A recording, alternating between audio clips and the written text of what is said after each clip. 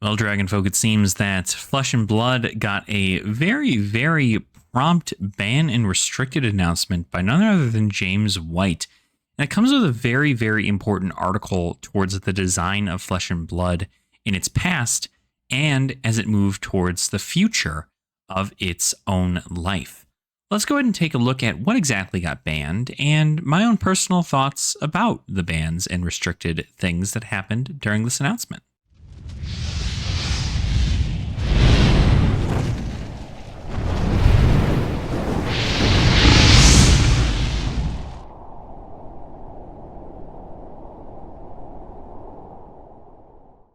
Welcome on in, Dragonfolk. It's such a pleasure to have you all here today. We are doing a little bit of chit-chatting. This is coming to you late. As you can see, it is dark as heck outside. And, well, I wanted to go over this banned and restricted announcement on my channel here. I just had a little discussion with Geeks First over there, Jacob. Super fun discussion. Loved having that open discussion about this, but I wanted to go ahead and just put my own personal thoughts in a video here and kind of go over the document itself, the article, and go check it out. I'll leave the article in the description of this video, and let's just jump right into it, and we can see exactly what I'm talking about here. So with this ban and restricted announcement, this is the essentially was originally set up to be something called rewriting the book. Which was it wasn't called a ban and restricted announcement. It was called rewriting the book just yesterday. And everybody thought that this was going to be a new lore book or something new with the lore was happening or something of that sort. But here we got an immediate slap to the face with the ban and restricted announcement. Now, I will say that before we go over the ban and restricted stuff, the first part of this article is incredibly important. Because what it does is it outlines as to why cards got banned and or restricted in their respective formats and how they're hoping to see Flesh and Blood grow, right? Even just in this first thing here, this October, Flesh and Blood celebrates its 5th anniversary. Over that time, we've released 14 sets containing over 3,000 unique cards with another 3 sets finished and in production that release in 2025. It's been an incredible journey to see FaB grow into a global game loved by fans around the world. And this article was originally intended to be published as a part of the 5th anniversary content running during October. And after further reflection, we think it's best for the interest of fans to publish this prior to the Rosetta World premiere, so the new format can be evaluated with clarity from the get-go, and fans can make informed decisions when acquiring cards for the Rosetta season. Now, this is something I really enjoy because with these new heroes coming out and metas soon to shift and change, this will give people time before things like the World Championships that's happening in Osaka, as well as several other big name Flesh and Blood events and, callings and battle hardens and, pro quests and stuff like that. This will help give people that kind of window to get the cards they need and really determine what they want to play for the season. But what I wanted to talk about today a little bit here through this is the revisiting the Flesh and Blood design principles. Now, this is a very interesting document here. When FaB launched in 2019, we sent local game stores across the world a welcome kit that included a booklet stating the Flesh and Blood design principles. This is the section from that booklet. So 2019, this is how LSS sold their game to LGSs in the hopes that they'd take it on and continue to support the game in its future. You have the first principle, which is start full. This is essentially the start at your highest power and then work your way down. And this will add more of a powerful way to learn about how to navigate the end game of these competitive events and really learn how to utilize your hero in a way that makes you a master of that class. Reduced variance. This is big because it allows for the cards that you utilize in Flesh and Blood to be multiple things. You can block with them, you can attack with them, you can pitch with them. You can do anything that any other card would usually be able to do, and you can play them and so on and so forth. And this is why that the variance system is so different, right? Sure, you have those Guardian hands where you have all reds in a Guardian build, but you can block with the cards in your hand to prevent your life loss on a bad hand and not worry about it. Whereas in games like Magic the Gathering, you do have that reduced you have a variance to the point where if you keep drawing one card a turn and that one card is a land, all you're doing is playing lands. You get landlocked pretty quick. A lot of mana flood or mana screw really just upsets the concept of variance. And so, at least in Flesh and Blood, you have the opportunity to do other things with your cards if the hand does not work out to the best of your favor. Every card counts is another kind of concept in there. During the course of your game, you will see every card in your deck at least once, so make sure they all count. And then number 4, rewards good decisions, not good luck. Victory is earned through the accumulation of many good decisions. FaB is not a game where you slam a dragon and ride it to victory. So there's no one win-all kind of strategy. There's no one win-all like the second I play this card, I win the game. There is a lot of nuance to how you win in Flesh and Blood. And those decisions you make in the early parts of your game could very well affect your late game if you are not thinking that far ahead. So, reflecting on these design principles today, some have held true, some have been eroded, and one is no longer a functional design principle, but rather a statement of fact. So when we go over these here, this whole section here is how these are viewed today, 5 years later. Start full. This holds true, but is no longer a functional principle. Instead, it is a statement of fact about how Flesh and Blood game system works. Now, while I believe this is still accurate in a lot of situations, we do see that there are a lot of heroes that do not start full and actually end their game more full, outside of the fact that they don't have as many actions within their deck. But there are heroes that do get stronger over time. Even looking at Florian and Verdance, they don't start out with their full power. They have to earn that through these little side quests of banishing earth cards to their banish zone. And that's how they determine whether or not they eventually get to their full power there. Reduced variance, innovative pitch system that introduced FaB TCG industry to the TCG industry continues to uphold the original intent of the design principle. From the first turn of the game, players are guaranteed access to the game system's base resources required to play the game, resource and action points, compared to some other game systems that load variance onto the ability of players to access base resources. Often when a player lands on the wrong side of this kind of variance, they don't get to meaningfully engage in the game. Not all variance is bad, and in fact, I believe variance plays an important and positive role in game design. However, variance that results in players failing to meaningfully engage in the game is what I consider negative variance. This is often referred to as agency or lack thereof.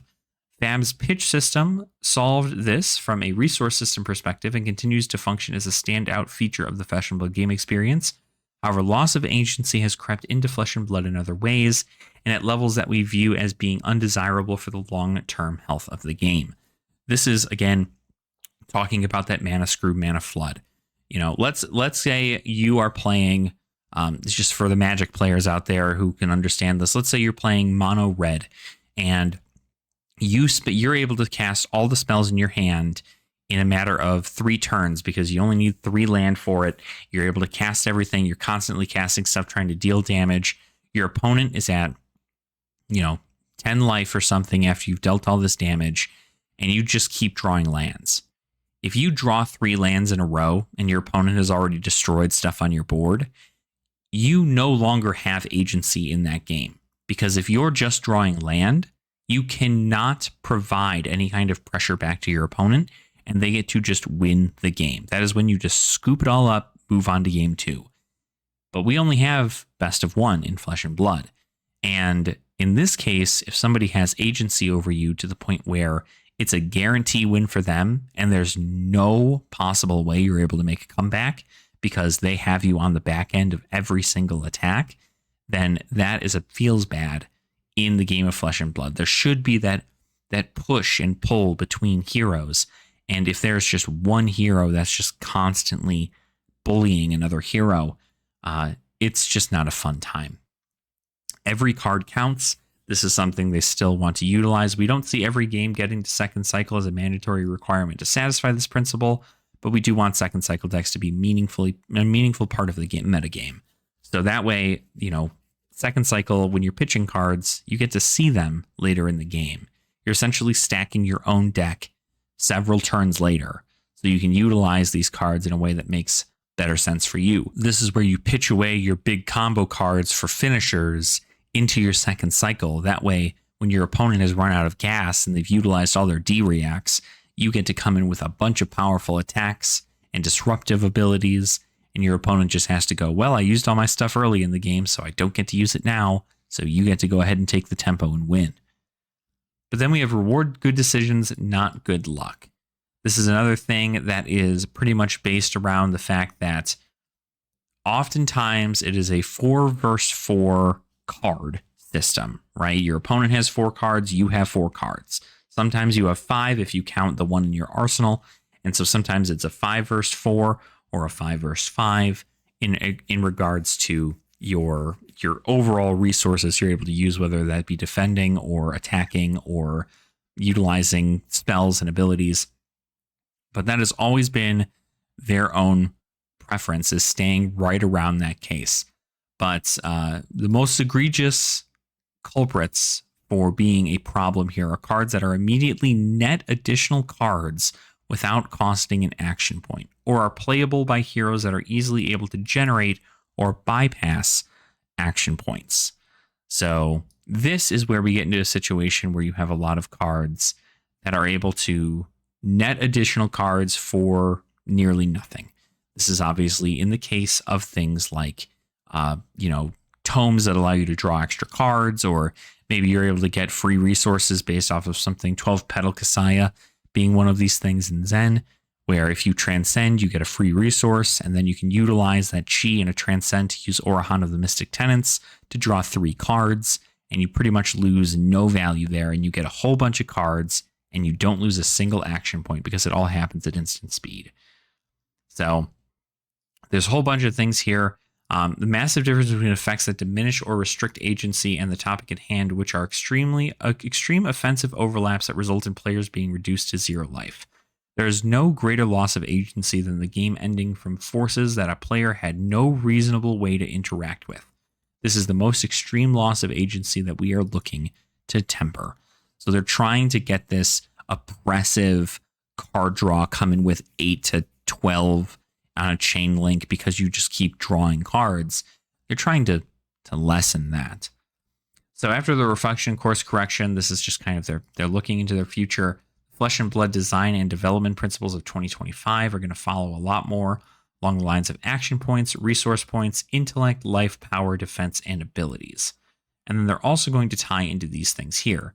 For class, talent, and hero identity, they want to create heroes that embody the essence of their class, talent, and character, and cultivate and preserve a unique mechanical identity for each class and talent. This way, it is a special way for you to play a hero. Mystic ninjas can be specifically different than a, elemental ninja, or a light illusionist can play specifically different than a draconic illusionist. And these things can all be tied in, right? Light heroes have soul. And while technically shadow heroes now also have soul with Levia redeemed, it's not quite exactly the same, but it utilizes the same general overall mechanic. But shadow heroes utilize a lot of stuff from their banish zone, and there's a unique mechanic to these talents and to these classes. The next they are going to do is empower agency.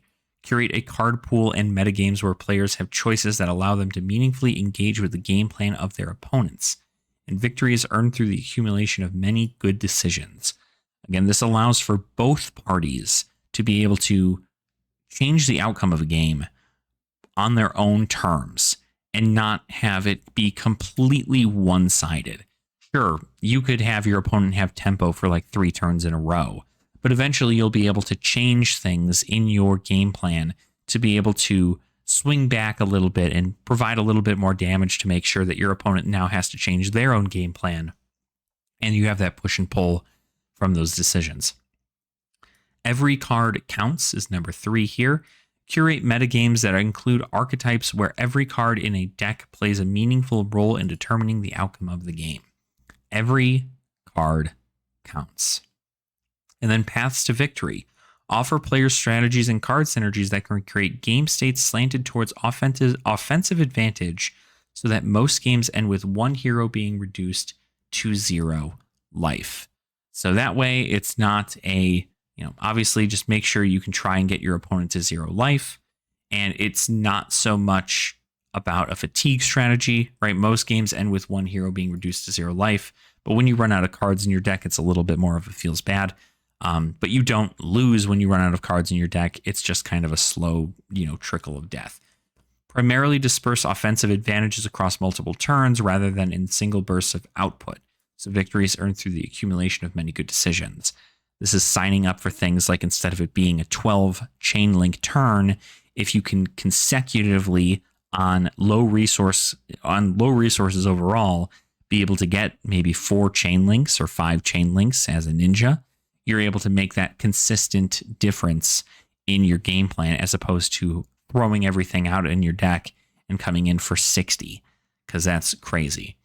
And then also require combo and one-turn kill decks to complete a meaningfully difficult quest to execute their fundamental kill turn. And examples here include Viserai or Florian OTK, requiring many turns to establish the quantity of rune chance required to OTK, or a Kano player completing and memorizing their pitch deck over many turns. This is oftentimes, Kano is a great example here because Kano, you have to know your deck. You have to know your deck inside and out. You have to know where cards are inside your deck. You have to know how you pitch them. You have to make sure that your ops are correct. You need to make sure everything is in order for you to get that perfect OTK, or at least just, making sure you're able to deal 30 some damage in a big turn. But it should require you to be a professional in that class for you to do it, and not just something that inherently comes with the character or the hero or the class itself. But then we look at this. This is our ban and restricted list. And we're going to get into this for a little bit here. Secondly, it's time to remove some cards from our official tournament play that are root cause enablers of some extreme offensive overlaps. The following cards are banned in Classic Constructed and Blitz, effective September 9th, 2024. That is Art of War, every copy of Bonds of Ancestry, Cash In, Orahan of Mystic Tenets, Tome of Aetherwind, Tome of Divinity, Tome of Fjendal, and Tome of Firebrand. All of these things having one thing in common, and that's getting cards that will allow you to get additional action points for next to no downside, right? It's only free upside, right? Bonds of Ancestry, you have Go Again, and you get another card on top of it. Cash In, you destroy gold, which can easily be created in several heroes these days, and you get 2 free cards. Art of War, obviously we know what Art of War does with Zen, being able to banish a attack action, draw 2 cards, and then give all your attacks +1. That is super helpful, especially when you can just remove a token and get the same effect. All these other ones here are also tomes that allow you to draw several cards. In most cases, there are ways to cheat these to allow you to get more and more value out of them because you don't have to utilize any kind of resource or action point to play them. So that is kind of a big deal there. And then the following cards are restricted in Living Legend, effective September 9th, Bonds of Ancestry. So a deck can include 1 copy of a card named Bonds of Ancestry. So you can play 1 red, 1 yellow, and 1 blue. Because they're not going to do bans, I don't think, in Living Legend. They're just going to restrict. So that is the case there. Now, I'll go over every single one of these here, but I think really the big thing is we want to talk about Art of War and Bonds of Ancestry. So Bonds of Ancestry, we've seen, right? We banned yellow and blue bonds in the banned and restricted announcement just prior to Pro Tour Amsterdam. We expected this to bring Zen down a notch while leaving him as one of the best decks for the Pro Tour, which he was. We've had Pro Tour Zen. Now it's time to bring Zen's power apex back to the rest of the field. As seen in numerous live stream games from ProStar Amsterdam and subsequent callings, Zen is regularly able to present offensive overlaps that are beyond the agency threshold we have talked about in this article, enabled by Bonds of Ancestry Red, often without Art of War. We acknowledge that this is a tough pill to swallow for Katsu fans, but frankly, what Katsu did with Bonds of Ancestry was also beyond reasonable. Saying that, we will look to give Katsu fans new support in future expansion slots to fill the hole Bonds leaves behind. Bonds of Ancestry has also made its presence heavily felt in the Living Legend format for the same power level and repetitive play pattern reasons we have that have seen it removed from Classic Constructed and Blitz. Bonds of Ancestry joins the restricted list in Living Legend. What this does here, this essentially makes the Dishonor line that Katsu's normally would run impossible to play. You need to have Bonds of Ancestry played prior in order for that to happen. Now, to be fair, if I recall correctly, and correct me if I'm wrong, but you can technically name a card, and even though that card is not in your deck, you can still have it have that name. So you can still name a card Bonds of Ancestry if it plans to then continue on into a different chain. But I think that's a big loop, and I'm not sure if, Ninja players are willing to do something like that just to make sure to get that off there. But Art of War is probably the biggest ban that we see here. Art of War is one of the, power 9 of Flesh and Blood. If you were to ask any veteran, it's the power 9 of Flesh and Blood. Art of War is one of them. It's been in aggro decks since its release, and it has been what's keeping aggro decks and a pinnacle option for most players because it's just a ton of damage. Banish an attack action, you get 2 more, all your stuff gets pumped up for the rest of the chain.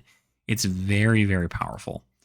But it was too powerful for too long, and there were opportunities in the past where this card should have been banned, and it wasn't. Chain was a really, really big advocate of this card because they could banish a card they could then use in their banish zone. So in reality, they lost no cards when playing Art of War. They got a free card in their banish zone for them to then play, and then they get to move on from that. Of course, you also have the ninjas, right? Belittle got banned when FaB was doing really, really well, but Art of War should have been what was banned. Belittle, you're able to get a little bit of extra damage, but it really was the fact that you could get that blue resource and then make sure to also utilize the Art of War off that blue resource to then power up the rest of your attacks. It wasn't a necessary thing to have. And especially now, which we've seen, we'll read into here as to why Art of War again is a culprit for ninjas to just be, not even just ninjas, to aggro decks in general, to be way more powerful than they should be. So Art of War has been one of the pillars of competitive play since its printing in Arcane Rising. This is the most consequential of the cards being removed from Classic Constructed and Blitz. Some people might ask why Blood Rush Bellow is okay, while Art of War isn't. On the surface, they are both cards that cost 1 resource and trade 2 cards for 2 cards with a power buff as the typical payoff. Art of War, being a generic, has meant that it has enjoyed the privilege of interacting with every additional card that has been printed since its original release in February of 2020, compared to Blood Rush Bellow, which is siloed only to brute heroes. As the card pool has expanded, numerous ways to cheat Art of War's cost have emerged, such as shadow cards that can be played from the Banish Zone, Phoenix Flames returning to hand, and Crouching Tigers created in hand. This is the Art of War fodder that currently exists. There's a lot more valuable design space we want to explore in the coming years that Art of War would continue to exploit if it remained legal. Art of War has been a suppressive force that we have had to continuously design and develop around, while also being the most notorious card on this list for creating the kinds of extremely offensive overlaps that updated design and development principles are aimed at curbing. They could not design around this card anymore because anytime they try to introduce aggro, Art of War breaks it. Chain broke it. FaB broke it. Zen broke it. Every time they try to release aggro, Art of War is always there to go, hey, how can I make this happen for nothing at all? And unfortunately, it had to take the ban. I think this is a fine thing, though. And we'll go over, obviously, like I said, you read the rest of this. They go over why each of these cards was banned. A lot of these cards were banned because they assume that they are going to be problems later on. For instance, Cash In was banned. It's not currently a problem, but as gold becomes more prevalent, the cost to draw 2 cards becomes lower and lower, and we are banning Cash In before that time comes. Tome of Firebrand, also big shout out to this card because it sucks so bad right now and is almost never seen play from what I've seen. But like Cash In, Tome of Firebrand is not a problem right now. However, as the Draconic card pool grows, the quest to enable Tome of Firebrand only becomes easier, which means that as we get new cards to grow in the Draconic pool, there will eventually come a time in which Tome of Firebrand does get completely and utterly abused. And they're just kind of taking the point on that one there. Now, there are some cards that they have looked at, 3 of a Kind, Tome of Imperial Flame. They've looked at these cards and they're on their list, right? But it is very, very specific, and it's going to have to be something special for them to work on. In regard, if it becomes a problem later, obviously they can go ahead and take care of it. But for right now, 3 of a Kind isn't played in nearly any Ranger deck. Tome of Harvests is a net 3 for 3. It's not really crazy powerful. Tome of the Arknight isn't insanely powerful either. Tome of the Imperial Flame, I would say, is pretty good, but it was only really good in Dromai. And I don't know if it's going to be really good later. But if you like Draconic heroes, Tome of Imperial Flame is going to be good, but it is on their radar. Tome of Imperial Flame imposes a high deck construction burden, comes with defensive vulnerability, and the most importantly, it does not net cards outside of a few Phoenix Flame interactions that currently exist. Should there become more ways to return Phoenix Flame to hand or similar red fodder generators, it is possible that one day Tome of Imperial Flame may need to join the other Forbidden Books of Wraith. So it very well could happen. So if you do have Tomes of Imperial Flame, I would suggest just, use them wisely. But if they do end up becoming a problem, obviously, LSS and the team there is not gonna mess around, and they will end up taking care of it here. But of course, you can still play a lot of these cards in Living Legend formats. You can play these in UPF. You can play some of them you can play in Clash. You can play in Kitchen Table, right? Like, these options are still available to people. But as far as Classic Constructed goes, the Art of War hit was probably one of the bigger ones there. But before I go and we wrap up this video, I just wanted to go ahead and give my own 2 cents. I'm not a ninja main. I'm not a wizard main. Both of these heroes and classes, really, both these classes got hit really hard with this ban list. Honestly, Prism also got hit really hard with the Tome of Divinity ban, but everybody else is just kind of okay, right? But ninjas and Prism and Wizard got rocked. More specifically, Kano, but like Wizard in general got rocked.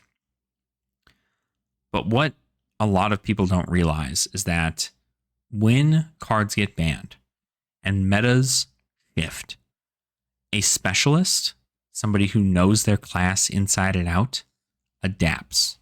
There are many ways you can play a ninja. You do not have to play explosive, deal 60 damage in 1 turn ninja. You can pop yourself 2 harmonized Kodachi and a whole bunch of D-reacts in your deck, and you can just force Mask of Momentum triggers over and over and over again, forcing your opponent to block out cards, dealing little bits of damage here and there while blocking out efficiently. Make it a mid-range ninja instead. In a wizard game, if your whole thing was pitch stacking your entire deck to eventually be able to deal, 200 damage to your opponent in the matter of a turn, now just utilize a way where you can kind of mix and match, right? Your opponent's probably, if they go against a Kano, they're probably never going to expect you to actually play something like a Wounded Bull or a Findal's Fighting Spirit or Command and Conquer. You're never normally going to see things like that. So it's good to, in those situations, you can mix your arcane with your physical because you'll still have the ability to banish the top card of your deck. And if it happens to be an arcane spell, if you've opted, like how Azalea has to look at the top card of her deck to see if it's an arrow, you're going to be able to find out, hey, this card is a card that I'm going to be able to banish and then play at instant speed to deal some additional damage to you. And that's how I'm going to utilize my gameplay. There's innovation available, and these bans are not specifically for right now, right? It's not just a right now and we'll fix it later situation. Flesh and Blood, the people at LSS, they know what they're making in the future. They see what is coming down the pipeline. And when they look at that and they see cards like Art of War, they go, we don't need that in the format because it will cause problems and for people to complain over and over and over again about a hero like people are doing right now with Zen. So if you're a brand new player and you're looking at this and you're going, well, it probably isn't that really crazy to me, it is a very big ban. It is a ban that I think a lot of people were expecting for a very, very long time. I'm talking like people have probably expected this ban to happen 3 years ago, and it did not happen. But on right near, a month away from the 5th anniversary of Flesh and Blood, Art of War is banned, and aggro decks lost a pretty big, card to help them overachieve in their aggro strategy. But I do believe that in the situation, you can still play aggro. You can still try out a mid-range ninja if you really wanted to.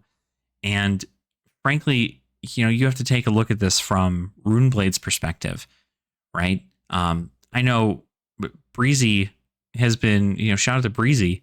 He's been crying to the rooftops forever about Viserai support. And there's been Viserai support that's come out in nearly every set for the expansion slot in these last previous sets. And it has not been enough to stop the 3 cards that exist in decks that go against Runeblades. And that's Warmonger's Diplomacy. It just ruins the Runeblade. Runeblade does not have any agency in the format right now. And luckily with Rosetta, we are going to see a big shift in Runeblade power. Whether or not it's debilitating or not, we will see. But what I can tell is that it is going to be something that brings the power level of Runeblades up and giving them more chances to change up their game plan midway through and maybe focus on a more arcane damage style stuff, or maybe they end up just doing more physical damage instead and utilizing some small arcane bits here and there to kind of ping your opponent. There's going to be changes in Flesh and Blood, and this is just one of them. But I hope that this ban is not something that's going to sway you from ever playing the game. There are plenty of people who look at these ban lists and they go, well, you just killed an entire class, right? Ninja is unplayable now in the format. But that's not true. I know people who have been playing FaB through the Belittle ban, and they'll be playing FaB through the Art of War ban. They've been playing FaB throughout Ice. They've been playing FaB throughout Mid-Range Warrior and KO. They've been playing FaB for as long as they've enjoyed it, because you know what? It's their favorite class of a Draconic Ninja, and it's everything they want. And they adapt to every situation. They win RTNs on FaB, or at least top 4. That's huge. So all I'm saying is that the opportunity to adapt is always available. And you just need to take that step to be able to make that adaptation and, test into these big meta decks, see what's available, see whether or not you're actually going to be able to make this big swing into your opponent. And hopefully we see a lot more agency being pushed, from one side to the other. And tempo can be a lot more of a savored thing where, you have it and your opponent's trying to take it from you, and you can just, have that small push and pull, and eventually it comes down to 1 life on each opponent, and you're there blocking and they're blocking and you're blocking, and you're just hoping to get that 1 attack reaction over to deal that 1 extra damage to your opponent and take the game. But that is for the wonderful deck builders out there, including myself. I'm going to try and give you guys some, budget decks for every class and class talent and stuff like that for the future, and even give you some upgrades that you can utilize for those decks to bring to your armories. And just keep your eye on the meta, right? Things will change over time. Bloodrush Bellow is not really that terrifying of a card. And especially when you have heroes like New that can just like take Bloodrush Bellows out of entire decks. So that's kind of a big important thing there. But it's going to be fine, right? I know ninjas that will adapt. I know wizards that will adapt. I know, Art of War players that will adapt. And now that Art of War is not here as an auto include, maybe people can try to find their own way through their class and really, make it their own. And that's all I got for this. So thank you all so much for watching. I do appreciate your support. I know we don't normally cover Classic Constructed news and things like that over here, but I did want to put my 2 cents out there because I do play Classic Constructed every now and again, and I really do want to make sure that it is very, very, very apparent that I care about Flesh and Blood a lot, and I want to see it succeed. And I do believe that cards like Art of War and even really cards like Sink Below and Command and Conquer, these are cards that are holding back design from the team. And while they're available right now, we see that, as is the case, any card can be banned, no matter how popular it is, no matter how useful it is in every single deck, no matter if it's generic or if it's just a book or if it's just a cash-in, right? Anything can be hit if it's going to affect the overall design space of the game. And I'm all here for it. So let me know what you guys think in the comments down below. I'd be happy to hear what you guys have to say. I know a lot of people are on the fence. Some people really, really like it. Some people really hate it. But I love to hear from my community and see what you guys think, or anybody who's looking to join the community. If you wanted to do that, you can always go ahead and like the video, and then you can subscribe to the channel as well if you have not already. As of right now, during this video, we are doing a little giveaway on a video on my channel for our 2,000 subscribers. So make sure to go check that out. If you do end up subscribing, you can go ahead and put a little comment down there, and you might be getting a little gift. But regardless of the state of the ban list and everything of the sort, I hope people continue having fun in the Flesh and Blood, because I know I am. And I'm going to continue making content for this game. They could ban Draconic Illusionist from ever existing in this game, and I would still back it, because I believe this game is truly something unique, and it provides a transparency and a level of comfort that not many other TCGs can offer.